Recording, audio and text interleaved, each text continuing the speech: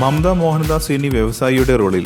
സിനിമയിലല്ല, സ്വന്തം ജീവിതത്തിലാണ് വ്യവസായിയുടെ റോളിൽ മമത എത്തുന്നത്. കൊതുകിനെയും പാറ്റയെയും തുരത്താനുള്ള ജൈവദ്രാവകം നിർമ്മിക്കുന്ന കമ്പനി മമത കോഴിക്കോട്ട് തുടങ്ങിയിരിക്കുകയാണ്. മലയാളിയുടെ പൊതുശത്രുവായ കൊതുകിനെ ഇല്ലാതാക്കാനാണ് നടി മമതയുടെ ഈ വരവ് എന്നാണ് അറിയുന്നത്. കോഴിക്കോട് തൊണ്ടയാട് ബൈപ്പാസിലെ ഓഫീസിൽ ഇനി മമതയുണ്ടാകും വ്യവസായിയുടെ റോളിൽ.